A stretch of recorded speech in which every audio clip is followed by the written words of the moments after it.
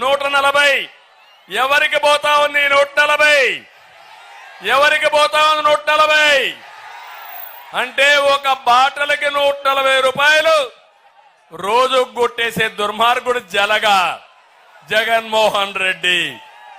నేను అడుగుతున్నా, నాసి రకం మద్యం కిక్ ఇవ్వదు, ఆరోగ్యం పోతుంది, దాంతో ఇంకొక పెగ్గేస్తారు, ఇంకో క్వార్టర్ తాగుతారు.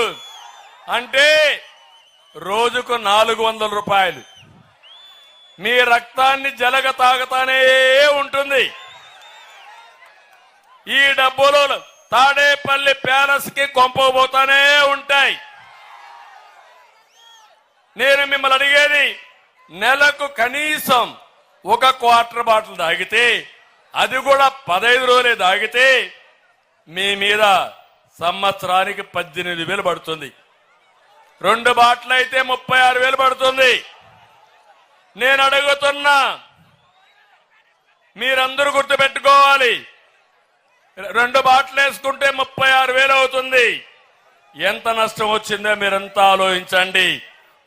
ఆడబిడ్డలను అడుగుతున్నా, ఈ దేపుడి వల్ల మీ ఇంటికి రావాల్సిన డబ్బులు ఇస్తున్నారా మీ మగవాళ్ళు? అంటే మగవాళ్ళు డబ్బులు ఇవ్వడం లేదు మీకు, అవునా కాదా? ఆ డబ్బులు ఇవ్వకుండా మీరు నష్టపోతున్నారు. ఇంకో పక్క ఆ రోజు ఎన్నికల ముందు ఏం చెప్పాడమ్మా? మద్యపాన నిషేధం అని చెప్పాడా లేదా? చెప్పాడా లేదా? ఓటు అడగని చెప్పాడా లేదా? ఇప్పుడు ఓటు అడుగుతున్నాడా లేదా? ఏం చేయాలి? ఏం చేస్తారు మీరంతా అని మిమ్మల్ని అడుగుతున్నా. చేస్తారా తమ్ముళ్ళని మిమ్మల్ని అడుగుతున్నా. అందుకే నిలదీయమంటున్నా చెట్టు కింద ఉండేవాళ్ళందరినీ. నాయకులంతా అక్కడ వెనకాల ఉన్నారు, ఎండలో లేకుండా. మీరందరూ గుర్తుపెట్టుకోవాల్సింది, నిలదీయాలి, అడగాలి. ఇంకో పక్క నేను అడుగుతున్నా, మద్యపాన నిషేధం దేవుడెరుగు. తన ఆదాయం కోసం నాసి రకం మద్యం మీకు ఇస్తున్నాడు. మీ ఆరోగ్యం పోతా ఉంది, పోయిందా లేదా? కొంతమంది చనిపోతున్నారు.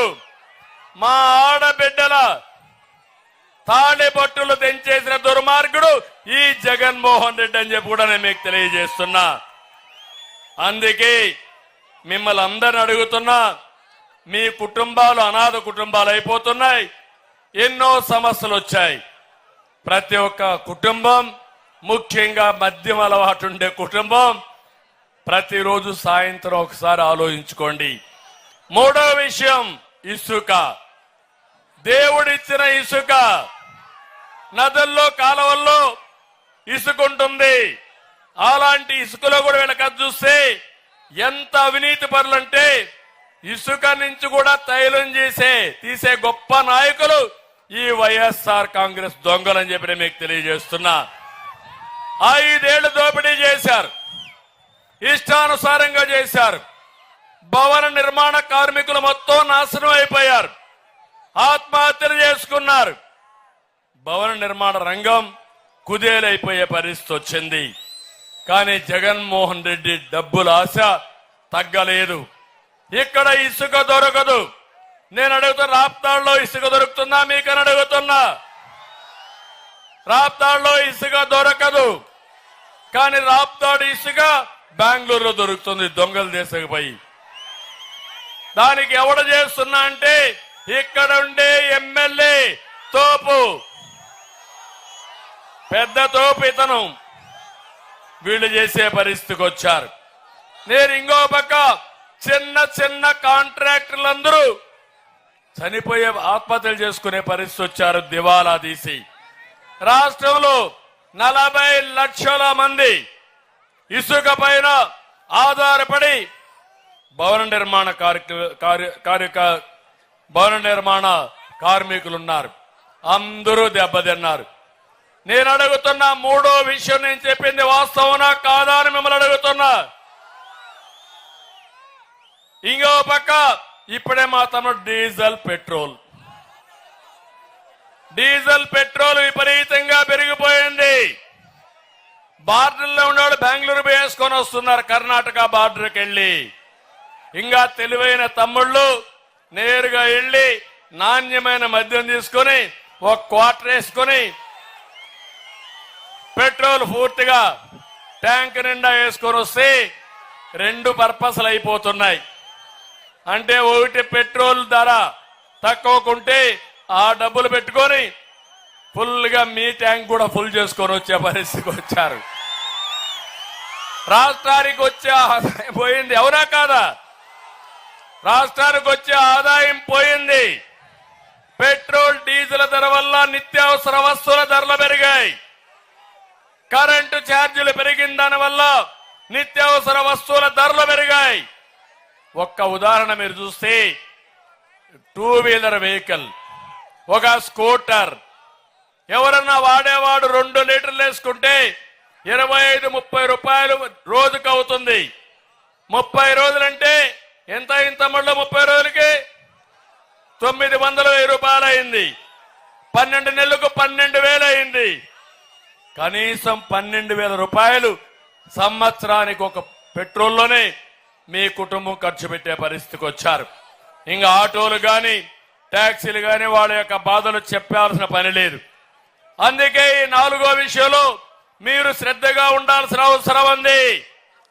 ఇంకా 5వ విషయం, నేను 5 చెప్తున్నా, ఇలాంటి కొన్ని వందలు ఉన్నాయి. 5వ విషయం మీరు చూస్తే తమ్ముళ్ళు ఉద్యోగాలు వచ్చాయా మీకు? జాబ్ క్యాలెండర్ ఇచ్చాడా మీకు? మెగా డిఎస్సీ పెట్టాడా మీకు? అనంతపురంలో ఒక ఉద్యోగం వచ్చిందా మీ పిల్లలకి?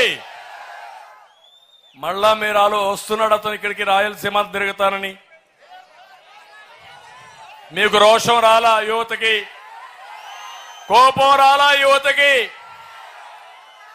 నిలదీయాల్సిన బాధ్యత మీకుందా లేదా అని మిమ్మల్ని అడుగుతున్నా. ఎన్నికల ముందు చెప్పాడు, ఏటా జాబ్ క్యాలెండర్, మెగా డిఎస్సి.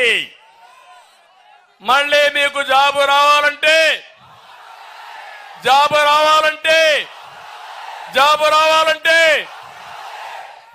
మీరే చూశారు, కియా మోటార్ వచ్చింది. అది మన రేంజ్. జాకి పారిపోవడం వీళ్ళ రేంజ్ అది. అందుకే దేశంలో ఉండే అందరికంటే ఎక్కువ నిరుద్యోగులు మన రాష్ట్రంలో ఉన్నారు. ఒక తల్లి ఒక తండ్రి పిల్లల్ని పెంచి బాగా చదివించి మంచి ఉద్యోగం వస్తే మిమ్మల్ని చూసుకుంటారని ఆశపడతారు. మీరు చదివించిన తర్వాత మీ పిల్లవాళ్ళు మీ కళ్ళ ఎదుటే ఏ పని లేక తిరుగుతా ఉంటే మీరు చేసిన కూలి డబ్బులు ఇచ్చి వాళ్ళని పెంచే పరిస్థితికి వచ్చారు. ఇది బాధ అనిపించలేదా ఈ రాష్ట్రంలో? నేను అడుగుతున్నా. ఆధునిక సమాజంలో నాలెడ్జ్ ఎకానమీలో ప్రపంచం మొత్తం తెలుగు వారిని పంపించిన ఘనత తెలుగుదేశం అయితే, ప్రపంచంలోనే నిరుద్యోగ యువకుల్ని పెంచిన ఘనత ఈ జగన్మోహన్ రెడ్డి అని చెప్పి కూడా నేను మీకు తెలియజేస్తున్నా. ఈ రోజు నేను ఒకటే మీకు చెప్తున్నాను, ఇదే కాదు, ఖాళీగా ఉండే మా యువత వాళ్ళ మనసు విధాలుగా ఆలోచిస్తుంది. ఎందుకంటే ఎప్పుడు కూడా యువత ఆవేశంలో ఉంటారు, ఊహల ఆకాశంలో ఉంటాయి. ఆలోచనకు అవకాశాలు రాకపోతే అక్కడి నుంచి నిరుత్సాహానికి గురి అవుతారు. ఆ నిరుత్సాహమే జే బ్రాండ్కి వచ్చేస్తారు. అక్కడి నుంచి లెక్క మద్యానికి వస్తారు. అక్కడి నుంచి గంజాయికి అలవాటు అయిపోతారు. అక్కడి నుంచి డ్రగ్స్ కి అలవాటు అయిపోతారు. అంటే ఈ రాష్ట్రంలో యువతని చెడుదారిలో పెట్టి జాతిని నిర్వీర్యం చేసిన దుర్మార్గుడు ఈ జగన్మోహన్ రెడ్డి. నేను అడుగుతున్నా మిమ్మల్ని అందరూ, నేను చెప్పిన 5 పాయింట్లు వాస్తవనా కాదా? వాస్తవనా కాదా? అయితే ఇంకా చాలా ఉన్నాయి. అందుకే నేను మిమ్మల్ని అడిగేది, ఎన్నికల రోజు వరకు మీరు ఆలోచించండి, రాత్రింబగళ్ళు ఆలోచించండి, అనునిత్యం ఆలోచించాలి. ఎన్నికల రోజున మీరు ఓటేసేటప్పుడు ఒకసారి మీ మనసులో పెట్టుకొని సైకిల్కే ఓటేయండి. మిత్రపక్షాలకే ఓటేయండి. ఆ తర్వాత సమస్యల పరిష్కారం చేసి మిమ్మల్ని ఆదుకునే బాధ్యత మాది మాది మాది అని ఒక్కసారి హామీ ఇస్తున్నా. ఒక ఉదాహరణ చెప్తున్నాను. ఇప్పుడే